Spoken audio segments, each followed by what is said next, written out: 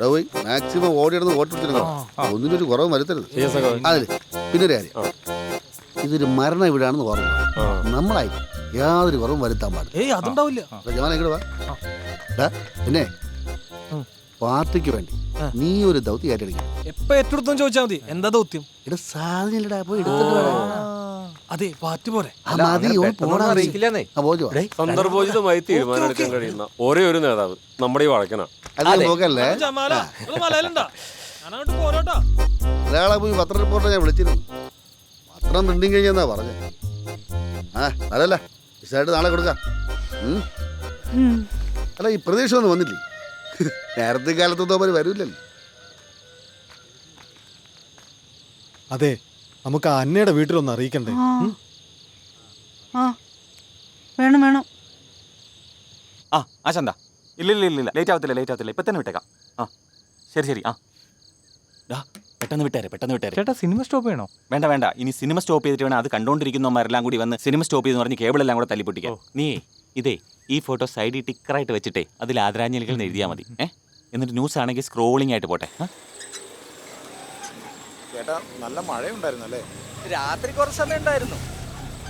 ഈ ആഴ്ച കുറച്ച് ദിവസം മഴ കിട്ടി, അതുകൊണ്ട് കിണറ്റിലൊക്കെ വെള്ളമായി. റോഡിന്റെ അവസ്ഥ ദയനീയമാണല്ലോ ചേട്ടാ. നാട്ടുകാർ കൊള്ളൂലാഞ്ഞിട്ടാ റോഡ് പണിതിട്ടേ 4 മാസമായതേ ഉള്ളൂ. ഇവന്മാരൊക്കെ ചെയ്യേണ്ട എന്താണെന്നറിയോ? പോട്ടെ, ക്ഷമിക്ക് ചേട്ടായി. ഇവിടുന്ന് അങ്ങോട്ട് റോഡ് മോശാ സാറേ, വണ്ടി പോവില്ല. അപ്പൊ ഞാനിവിടുന്ന് ഇറങ്ങി നടക്കണോ അല്ലേ? വേറെ നിവൃത്തിയില്ല. കുഴപ്പമില്ല ചേട്ടായി. ഇരിക്കട്ടെ.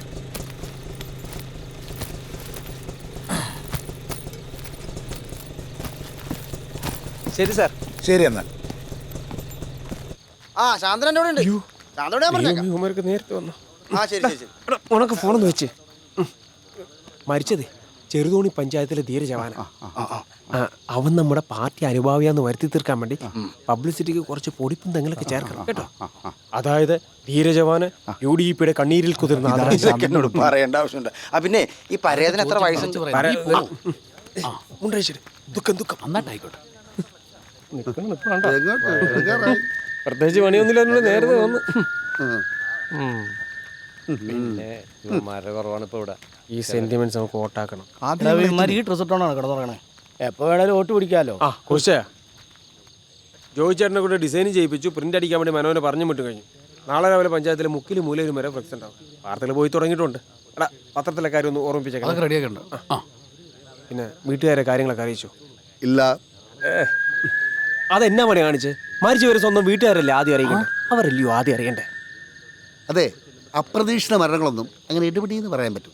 ഒരു വിധത്തിൽ മയത്തിലേ പറയാൻ പറ്റും. ആയിക്കോട്ടെ, പക്ഷെ ഇനി ലേറ്റ് ആക്കാൻ പറ്റുമോ? അങ്ങനെ തീരുമാനം.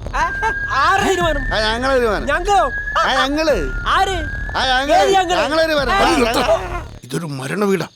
ബോധത്തോടെ വർത്താനം പറയണ കഴുതകളെ.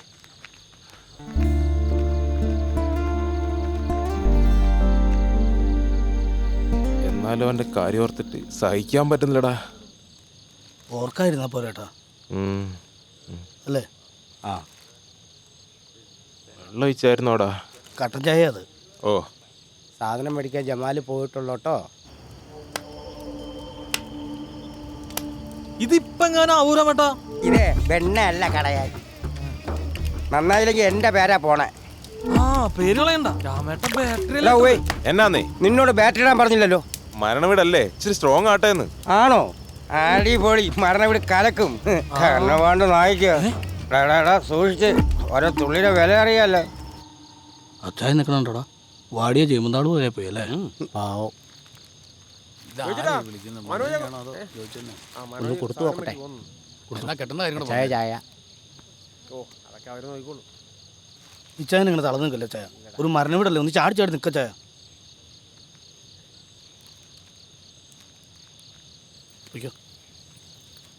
മഞ്ചലുമായി ഒന്നു നിൽക്കുമ്പോൾ മരണം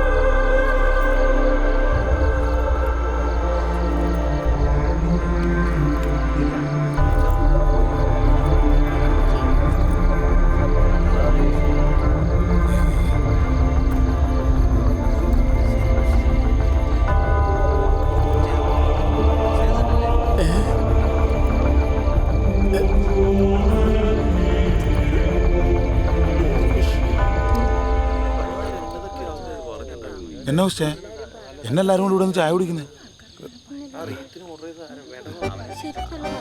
അത് നീ വരുന്നെന്ന് പറഞ്ഞപ്പോൾ ഞങ്ങളെല്ലാം കൂടി കാത്തിരുന്ന് വൈകിയപ്പോൾ ഒരു ചായ ഇട്ട് കുടിച്ചതാ. നിന്റെ അപ്പനോട് ഞാൻ അപ്പോഴേ പറഞ്ഞതാ. രണ്ടെണ്ണം അടിച്ചു എന്നുള്ളത് നേരാ, പക്ഷെ ഞാൻ വ്യക്തമായി കേട്ടതാ. വ്യക്തമായി കേട്ട് സാമൂഹ്യ വർഗയാ എന്ന് ഫോൺ ഒന്നാണ് ഈ കോയിച്ച എല്ലായിടത്തും പറഞ്ഞത്. എന്നാലും നിങ്ങൾ ഇങ്ങനെ പറയാമോ കോശയ? അതും വെടിയുണ്ടകളുടെ നടുവിൽ നിന്ന് രാജ്യസേവനം നടത്തുന്ന പട്ടാളക്കാരനെ കുറിച്ച്. അതെ, നീ കൂടുതൽ മുളകരക്കാൻ നിൽക്കണ്ട. എന്റെ നെഞ്ചത്തിടുവാ. നീങ്ങുവാ ഇങ്ങ് വാ. പറ്റിപ്പോയിടാ. എന്തായാലും മരിച്ചുപോയെന്ന് പറഞ്ഞ ഒരാൾ തിരിച്ചു വന്നു. എനിക്കത് മതി, സന്തോഷമായി. ചെല്ലേ.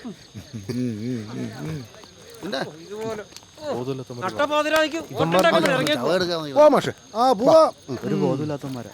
അവന്റെ തോക്കില്ലാത്ത ഞാൻ അപ്പോഴേ പറഞ്ഞല്ലേ